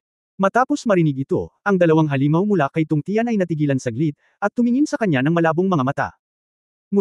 Si Muchinren ay nagkataong nagkasalubong ang kanilang mga tingin, at biglang nakaramdam ng lamig, at mabilis na ibinaba ang kanyang ulo. Sa oras na ito, hinayla siya ni Jingzi sa likod niya at pinrotektahan siya ng kanyang katawan. Tumangala si Muchinren at naramdaman na biglang tumangkad ang kanyang likod. Nanlilisik ang mga mata niya, at hindi niya alam kung ano ang iniisip niya. Okay, ngayong nakainom na ang gamot at naipaliwanag na ang mga exercise, pwede na ba natin tayo umalis? Tanong ng matandang medicine boy. Pwede ka nang umalis, pero... Ang pangalawang halimaw ay ngumiti ng, hehe, at tusong sinabi, ngunit dalawa lang sa tatlo ang may iwan mo. Ang natitira, kailangan mong manatili dito. Ikalawang halimaw, nagsisisi ka. Basta hindi ka ba natatakot na babalikan kita para guluhin ka pagkatapos kung gumaling? Haha, sa tingin mo ba talaga natatakot kami sa iyo? Noong ninakaw mo ang tatlong realm breaking na bulaklak, kung inatake ka naming dalawa ng buong lakas, sa tingin mo makakaligtas ka? Ang dahilan kung bakit ka namin pinakawalan ay dahil magaling kang gumawa ng mga table tasks. Pagkatapos sabihin ng malaking halimaw, sinabi rin ng pangalawang halimaw, walang silbi sa amin ang bulaklak na ito na lumalabag sa lupain. Ito ay kapakipakinabang para sa inyo na nangangailangan ng pagpino ng gamot o mga mahihinang tao na mas mababa sa antas ng master. Alam mo ba kung bakit iniiwan pa rin namin ang huling dalawang bulaklak na ito na nagwawasak sa lupain dito at hinahayaan ang iba na guluhin sila? Bumantong hininga ang matandang medicine boy, sinadya mo bang gawing dahilan ang mga bulaklak na nakakasira ng lupain? Bait, hinihintay mo ba ako dito? Haha, matalino ka. Ang pangalawang halimaw ay ngumiti ng masama, kalahating buhay mo nang nagpractice ng medisina, tama ba? Sinulyapan niya si Jing Zi, medyo nag-aalala. Inggit, maaaring mapataas ang batang ito sa ikalimang antas sa loob ng maikling panahon. Matandang drug boy, walang kabuluhan ang ginawa mo sa buong buhay mo.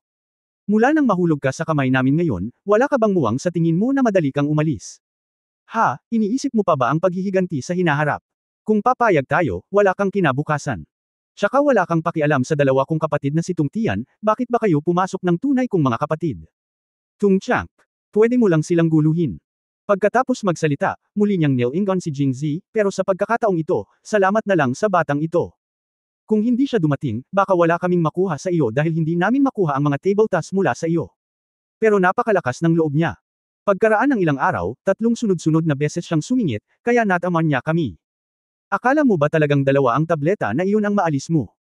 Gusto namin ang lahat ng mga table tasks. Gusto rin namin ang mga nakatagong armas. Agad na sumagot ang malaking halimaw, pagkatapos ay sumulyap kay Mu Qingren sa likod ni Jing Zi, at sinabing may malaswang ngiti, hihihi, para sa mga tao, gusto rin namin sila. Pagkarinig nito, malalaman ng sinumang hindi tanga na walang paraan para maging mabait ngayon. Mamatay ka o mabubuhay ako. Si Jing Zi at Mu Qing ay nasa ikalimang antas, at ang matandang Yao Tong ay nasugatan kahit na siya ay nasa master level, ngunit sa tapat niya ay dalawang master na nasa mabuting kalagayan, kaya tila walang suspense sa laban na ito. Napabuntong hininga ang matandang medicine boy na may mabigat na tingin sa mukha. Tapat ka sa iyong salita, maaari mo bang palayain ang 2 taong ito?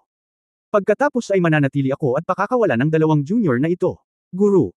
Ikan-away ng matandang medicine boy ang kanyang kamay bilang senyales na tumigil na siya sa pagsasalita. Sandaling nag-isip ang pangalawang halimaw at sinabing, hindi ko inaasahan, matandang gamot, akala ko sa ugali mo, aalisin mo lang ang apprentice mo. Pagkatapos sabihin iyon, muli niyang sinulyapan si Mu Qingren, na parabang iniisip niya pa rin ang tungkol sa revolving yin and yang bagay. Bakit, pinagsisihan mo? Haha, sinabi ko lang na hindi ako magsisisi. Gayunpaman, panatilihin mo ang lahat ng mga table tasks at nakatagong armas na mayroon ka. Kabanata 549 na Kabanata 550 ang mag-asawa ay mga ibon ng parehong kagubatan, ikatlong update. Iwanan ang lahat ng mga table tasks at mga nakatagong armas. Ang malaking halimaw ay binasa ito ng paulit-ulit, at pagkatapos ay nagtanong ng may pagtataka, ikalawang halimaw, paano natin malalaman kung mayroon silang naiwan? Ibigay ang lahat sa kanila. Hoy, kailangan natin silang suriin isa-isa para malaman kung may nakatago sa kanila. Matapos tumawa ng malaswa ang pangalawang halimaw, tila may naintindihan ang malaking halimaw at ngumiti sa parehong paraan, okay, ipauubay ako sa iyo ang 2 lalaking ito. Hayaan mong tingnan ko ang babae mula sa Waxian Pavilion mamaya. Nagkatinginan ang dalawa at muling nagtawanan ng pagnanasa. Kahit na siya ay isang binata sa kanyang kabataan o isang matanda sa kanyang 70s o 80s, ang kanyang aesthetic vision ay palaging pareho. Matagal nang naiintindihan ni Jing Zi ang iniisip ng dalawa. Naramdaman niya ang bahagyang panginginig ng katawan ni Mu Qingren sa likuran niya. Lumapit siya pabalik, kinuha ang payat, malamig na kamay ng Jade, at marahang pinisil iyon para aliwin siya. Ngunit ang kanyang kabilang kamay ay mahigpit na nakakuyong sa isang kamao, at tinitigan niya ang 2 halimaw sa kalangitan, na may malamig na liwanag sa kanyang mga mata. Bagamat hindi niya babae si Mu Qingren, sa ilang kadahilanan, lalo siyang naiinis sa isang taong sumusubok na samantalahin siya. Hoy, damn possessive! At base sa kanyang paghuhusga sa 2 halimaw ni Tung Tian, bukod sa pagiging hindi tapat, hinding-hindi na nila hahayaang bumalik ang sinuman sa kanila. Ang kanyang amo, ang matandang medicine boy, ay nasugatan, at ang kanyang kaharian at si Mu Qingren ay hindi karapat-dapat na banggitin sa mga mata ng 2 amo. Sa napakaraming taon, ang pinakagusto ng dalawa ay ang gamot na gawa ng kanyang amo. Naghihintay na makuha nila ang gamot kung ipapaalas mo silang lahat, paano mo sila iiwan ng paraan para mabuhay. Tungkol naman sa commitment. Naku, may martilyo ang hamak na pangako. 2 nakatatanda, ang aking Panginoon ay nasugatan at hindi maaaring manatili. Oh, kung hindi siya titira, ikaw. Nagtaas ng kilay ang pangalawang halimaw. Ako. Ngumiti si Jing Zi, na may masamang tingin sa kanyang mukha, kailangan ko pang alagaan ang aking Panginoon, paano ako mananatili? Anong ibig mong sabihin? Parehong naging interesado ang 2 Tung Tian na halimaw. Siyempre, iningatan ko siya. Matapos sabihin iyon ni Jingzi, ginamit niya ang kanyang mga kamay upang hilahin si Muchinren palabas mula sa likuran at itinulak ito sa kanyang harapan. Ang isip ni Muchinren ay naging blanko sa isang iglap. Ngayon lang, nag-e-enjoy siya sa shelter na dinala sa kanya ni Jingzi, at nakakaramdam pa rin siya ng kirot. Sa isang kisap mata, siya ay itinulak palabas. Ngunit nang hilahin siya ni Jingzi ngayon, marahang kinurot ng kanyang mga daliri ang likod ng kanyang kamay ng 2 beses. Kumunot ang noo ni Muchinren, iniisip kong may espesyal na kahulugan ang 2 kurot na ito. Hindi lamang si Muchinren ang natigilan, ngunit maging ang 2 halimaw sa kalangitan ay nalilito. Kami ni Pavilion Master mo ay hindi masyadong pamilyar sa isa't isa, at pinilit niya akong pumunta dito para nakawin ang Realm Flower. Kapag may nangyaring mali, natural na siya ang dapat sisihin. Ganito ba ang kaso ng 2 senior? Sandaling natahimik ang 2, at pagkatapos ay pumalakpak ang pangalawang halimaw at tumawa. Kahanga-hanga, kahanga-hanga. Wala kang kahihiyan gaya ko noong bata pa ako. Kung hindi ka lang apprentice ng matandang medicine boy, tinanggap na kita bilang alagad ko, hahaha. Kung walang kislap ng kasakiman sa gilid ng kanyang mga mata para kay hihingi, maaaring tunay na naniwala si Jingzi sa kanyang mga kasinungalingan. Kaya hinawakan niya ang kanyang ulo at ngumiti, "Senyor, nagpapasalamat ako, nagsasabi lang ako ng totoo." At saka, ang mag-asawa ay mga ibon sa iisang kagubatan, at magkahiwalay silang lumilipad kapag dumating ang sakuna. At higit pa, hindi pa kami ganoong mag-asawa. Sa oras na ito, paano mo siya mapapahalagahan? Natigilan ang pangalawang halimaw at nakangiting nagsabi, "Naiintindihan ko, dapat may iniisip ka tungkol sa babaeng ito, pero ayaw kanyang guluhin, di ba? Bata ka pa. Maganda, at napakahusay. Sa martial arts. Ikaw din ang master ng Waxian Pavilion. Bukod sa pagkakaroon ng disenteng balat, ano pa ang mayroon ka? Paano mo matatawag na possible ang isang gwapong mukha? Ngunit sapat na ang pinsala mo. Nagagalit ka kapag tinanggihan ka at itinulak ang babae palabas sa isang mapanganib na sandali. Gayunpaman, dahil iyon ang iyong pinili, kung gayon tutulungan kita. Itago ang mga table tas at mga nakatagong armas, at pagkatapos ay umalis kasama ang iyong Panginoon." Sinabi ito habang nagsasalita, ang pangalawang halimaw ay kumandat sa malaking halimaw, at ang 2 ay humakbang pasulong, wala pang 10 metro ang layo mula kay Jingzi at sa iba pa. "Guro, iwanan na natin ang mga bagay at umalis na tayo." Nakaramdam ng hiya ang matandang medicine boy sa ginawa ni Jingzi, ngunit nang lumingon si Jingzi, kinindatan niya ito, na nagbigay sa kanya ng epiphany, bagamat hindi niya mahulaan. Ano pa nga ba ang maisip niya sa puntong ito, ngunit tumango pa rin ang matandang drug boy bilang pagsang-ayon at handang kumilos ayon sa sitwasyon. "Singers, gusto mo bang tingnan ko siya para sa iyo?" Tumayo si Jingzi sa likod ni Muchinren at sinabing may malaswang ngiti. "Haha, parang gusto mong i-take advantage yung babae no? Buti pa ilabas mo yung mga gamit mo sa katawan mo, para hindi mo na kailangan pang alagaan yung babae." "Gagawin ko." Bago pa makapagsalita ang pangalawang halimaw, nagboluntaryong tumayo ang malaking batang The Monster, habang hinawakan ng kamay ni Muchinren ang hilt ng espada, at nagpasya siya.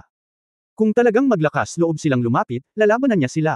Mas gugustuhin niyang mamatay kaysa hayaan siyang hawakan ng sinuman. Katawan. Sa pag-iisip nito, muli siyang natigilan. Bakit hindi niya binunot ang kanyang espada at tinuruan siya ng leksyon kahit ilang beses na niya itong hinawakan noon? Mayroong ilang mga bagay na hindi maintindihan sa pamamagitan ng pag-iisip tungkol sa mga ito. At ang pinakanakakadurog ng puso niya ngayon ay hindi ang 2 pangit at nakakatakot na matandang nasa harapan niya. Ang pinakamasamang posibleng resulta ay kamatayan, tama ba? Ang pinakanalungkot at ikinagulat niya ay kung bakit siya itinulak ni Jingzi palabas. Ang 2 kurot sa dulo ay tiyak na ilusyon, di ba? Habang nalulungkot ako, sinisisi ko rin ang sarili ko, bakit ang tigas ng ulo mo noon at kailangan mo siyang pasukin dito? Kaya siya ang may kasalanan sa lahat ng ito. Kahit na pinili niyang itulak siya palabas, she deserved it. Sa pag-iisip sa ganitong paraan, ang kamay na may hawak ng espada ay naging mas matigas, at ang kanyang mga mata ay naging mas mahigpit, na tila siya ay naghihintay sa kamatayan. Tungkol sa kanyang mga galaw, napansin na siya ng 2 halimaw nitong tiyan, ngunit hindi man lang sila nag-alala, siya ay isang batang babae lamang sa ika-5 antas, paano siya nagdudulot ng gayong malalaking alon? Si Jingzi ay nagtatago sa likod ni Muchinren, at nang makita niyang ang 2 tungtiyan na halimaw ay binibigyang pansin si Muchinren, alam niya na ang pagkakataon ay dumating na. Palihim siyang naglabas ng granada mula sa kanyang mga braso, at sa ilalim ng takip ng manipis na likod ni Muchinren, gumamit ng patpat na apoy upang sindihan ang fuse. Tahimik na nagbibilang sa kanyang isipan, nang may 2 segundo pa bago ang pagsabog, itinapon niya ito, pagkatapos ay binuhat si Muchinren, sumigaw ng, "Mag-ingat," at lumipad pabalik. Itinuon ng matandang medicine boy ang lahat ng kanyang atensyon kay Jingzi matapos makita ang kanyang tingin sa kanyang mga mata. Nang makita niyang inilabas niya ang granada, handa na siya, kaya bago pa makatakas si Jingzi, naghanda na siya ng maaga. Tumatakas palabas. Ang lahat ng mga aksyon ay nangyari sa isang kisap mata. Ang dalawang halimaw sa tungtian ay natigilan pagkatapos marinig ang salitang, mag-ingat, at agad na nakita ang itim na bagay na lumilipad patungo sa kanila noong nakaraang gabi. Nang walang sabi-sabi, direktang ginamit niya ang kanyang panloob na lakas upang lumikha ng isang defensive barrier. Boom! Sa susunod na sandali, isang granada ang sumabog sa hangin. Chapter 550, Matanda na ako. Anong meron? Ika-4 na update. Ang plano ni Jingzi ay itulak muna si Mu Qingren sa harapan upang maakit ang atensyon ng dalawang matandang pervert, at pagkatapos ay bumili siya ng oras para sindihan niya ang granada. Dahil masyadong maikli ang oras at madali siyang nalantad, nagkaroon lang siya ng pagkakataong makapagsindi ng granada. Ang kapangyarihan ng isang granada ay hindi sapat upang patayin ang dalawang tungtian na halimaw, ngunit tiyak na maantala sila ng ilang sandali. Ngunit saglit, sapat na iyon. Ito ang pagkakaiba ng oras na ito na naglalaro si Jingzi. Sa kabutihang palad, naging maayos ang lahat. Bagamat nasugatan ng matandang Yaotong, hindi gaanong naapektuhan ang kanyang Qinggang at nanguna siya at lumipad ng napakabilis. Si Jingzi ay nagpractice ng kung fu ng 2 beses kasama si Qiu Chenchen kahapon, at malabo niyang naramdaman ang ilang pagbabago sa kanyang katawan, lalo na nang lumipad siya mula sa Waxian Pavilion kasama si Mu Qingren ngayon, naramdaman niyang mas gumaan ang kanyang katawan. Marahil ay nahulaan niya na marahil ang kanyang Qinggang ay tumawid sa ibang antas at mas malakas kaysa kay Mu Qingren, kaya binuhat niya ito sa baywang at tumakbo palabas nang hindi man lang iniisip ang tungkol dito. Sa kabutihang palad, si Mu Qingren ay hindi mabigat at karaniwang walang epekto kay Jingzi. Napakabilis niyang lumipad. Kung mayroon man itong epekto, ito ay dahil siya ay masyadong malaki, siya ay nakadikit sa kanyang dibdib sa sandaling ito, na palaging nagpapasaya sa kanya. Naglalagalag na kaisipan. Parang bumalik ngayon ang pakiramdam ng pangingisda ng steamed buns. Bilang isang master, ang Qinggang ng Tungtian Shuangkai ay nasa kaharian din ng mga anino kasunod ng hangin. Baka mas mataas ito sa kanya, o di kaya'y katulad niya o mas malala pa sa kanya. Upang maantala ang mga oras na iyon, sapat na para sila ay tumakas sandali. Tungkol sa eksenang sinipsip mula sa langit sa unang pagkakataon, bumalik si Jingzi at tinanong ang kanyang pangatlong kapatid na si Qingqiu, at ang paliwanag na natanggap niya ay ang kakayahang ito na sumipsip ng mga tao sa hangin ay nakasalalay sa distansya. Kapag sapat na ang distansya, imposible. Sila, humahabol. Palibhas ay nakahawak sa mga bisig ni Jingzi, si Mu Qingren ay hindi nahirapang lumaban sa lahat ng oras na ito, at mas kalmado ang kanyang pakiramdam. Hindi siya ganoong klase ng tao. Ang kanyang mga kamay ay walang kamalay-malay na pumulupot sa leeg ni Jingzi, at sinabi niya sa kanyang sarili sa kanyang puso na ito ay para lamang maiwasang mahulog sa kanya. Ngunit paanong ang isang malakas na tao sa ikalimang antas ay madaling mahulog? Niloloko lang niya ang sarili niya. Dahil niyakap ni Jingzi, natural na lumingon ang ulo ni Mu Qingren sa likod. Bago siya naging masaya sa mahabang panahon, nakita niya ang dalawang halimaw sa tungtian na gumamit ng mga defensive barrier para labanan ang pag-atake ng granada, at pagkatapos ay binilisan niya ang paghabol sa kanila. Nakahabol sila. Nang makitang palapit ng palapit ang dalawang halimaw, inulit muli ito ni Mu Qingren. Sa oras na ito, isang malamig na hangin ang biglang umihip mula sa langit, na gumawa ng isang sipol, na tila pumipigil sa mga tao na sumulong. Kasabay ng malamig na hangin, nagsimula na ring bumuhos ang mga patak ng ulan. Sa una ay patak pa rin ng ulan, ngunit unti-unti, ang mga patak ng ulan ay naging linya ng ulan, na bumuhos na parang malakas na ulan noong Hunyo, na hindi tugma sa malamig na taglamig na ito. Maya-maya, basang-basa na ang lahat sa ulan, at basang-basa ng tubig ang kanilang mga damit, kaya lalong nahirapang gumalaw. Maangin at maulan, tumatakip sa langit at araw. Mas madilim pa sa kakahuyan, at ang tanging maririnig lamang ay ang lagaslas na tunog ng mga patak ng ulan na tumatama sa mga sanga at mga patay na dahon, na nagdagdag ng labis na kataim-taiman. Maliban sa hindi inaasahang pag-ulan na ito, lahat ng iba pa ay nasa konsiderasyon ni Jingzi. Inilagay niya ang kanyang kamay sa kanyang mga braso at humiga saglit. Ang mukha ni Mu Qingren na tumutulong ng malamig na ulan ay agad na namula. Ipinahiwatig niya sa kanyang puso na siya ay nasa isang emergency na sitwasyon at kinagat ang kanyang mga labi upang pigilan ang kanyang sarili sa anumang hakbang. Gayunpaman, lalo lang lumala si Jingzi at malapit na siyang bugbugin. Pinunasan niya ito ng napakalakas na hindi siya makahinga. Ang bastos. Bakit may ganitong paglilibang at paglilibang sa panahong ito? Hindi makapaghintay. Sa ibang pagkakataon. Bueno. Hindi natin siya hahayaang gumawa ng masama sa ibang pagkakataon. Walang balak tumigil si Jingzi nang sa wakas ay hindi napigilan ni Mu Qingren na sabihin, ano? Ginagawa mo? Oo, may kukunin ako. Kumuha ng isang bagay. Ito ba ay isang maliit na bagay? Muntik na akong ma-deform sa'yo. Iiyak na sana si Mu Qingren, ngunit pagkatapos ay naramdaman niya ang kanyang malaking kamay na sa wakas ay umakyat ng mahigpit, pinipisil ng gusto, at narinig niya itong bumubulong. Nako, napakalaki mo at nakakasagabal. Kung ito ay hindi isang bagay ng buhay at kamatayan, si Mu Qingren ay talagang gustong tumalon pababa at labanan si Jingzi hanggang kamatayan. Ano ang mali sa akin? Anong ginawa ko sa'yo? Kung sa tingin mo ay napakalaki ko, huwag mo akong hawakan, okay? Bago pa siya makapagsalita ng anuman, magaling siyang hinaplos ni Jingzi. Sa halip na labagin siya ng kanyang mga kamay, ginamit niya ang kanyang palso at likod ng kanyang kamay para pisilin siya. Hanggang sa ma-flat siya. Pagkatapos, nakita niyang inilabas ni Jingzi ang naunang ang maliit na garapon na inilabas ko para tingnan ay may nakatagong fire seal sa aking kamay. Medyo natahimik si Mu Qingren, matapos siyang hawakan ng mahabang panahon, nang ahas siyang hawakan ito sa halip na ang sarili niya. Nasugatan ba ako nang hindi sinasadya? Gusto pa niyang umiyak ng walang luha at gustong samuka ng dugo. Dahil masyadong malakas ang ulan, hindi nang ahas si Jingzi na ipakita ang kanyang mga hand grenade. Pagkatapos mag-isip tungkol dito, naglagay siya ng 4 na granada sa namamagang dibdib ni Mu Qingren, at pagkatapos ay hinayla ang kanyang damit para harangan ito, sapat lang para harangan ang ulan. Ang puwersa ay naharang sa labas. Mu Qingren. Hindi ito sineryoso ni Jingzi. Itinulak niya ang ulo ni Mu Qingren pasulong at idiniin ito sa kanyang dibdib, na bumubuo ng pangalawang kalasag para sa granada upang hindi na makapasok ang ulan. Sa oras na ito, inilabas niya ang bomba ng apoy, mabilis na nagsindi ng 4 na granada ng sabay-sabay, at pagkatapos ay inilagay ang mga ito sa mga tainga ni Mu Qingren, kapag tumawag ako mamaya, ihahagis mo silang lahat sa dalawang matandang iyon. Si Mu Qing ay nalito at halos naunawaan na ang 4 na maitim na garapon ay naglalaman ng hindi ginto at pilak na alahas, ngunit ang nakatagong mga sandata na binanggit ng 2 halimaw sa kalangitan. Kung tungkol sa kapangyarihan ng nakatagong sandata na ito, hindi niya alam, ngunit tumanggo siya ng masunurin. Dahil sa malakas na ulan at abala sa kanyang mga kamay, bumagal ng husto ang takbo ni Jingzi.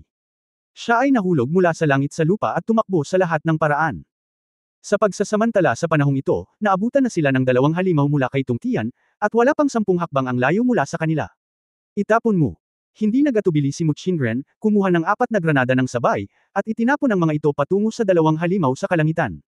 Si Jingzi ay naghihintay sa sandaling ito. Sa sandaling mailabas ang granada, nagpapuwersa siya at bumulwak na parang bola ng kanyan, na lumilipad sa malayo ng sabay-sabay. Kawawa naman ang Tungtian Twin Monsters.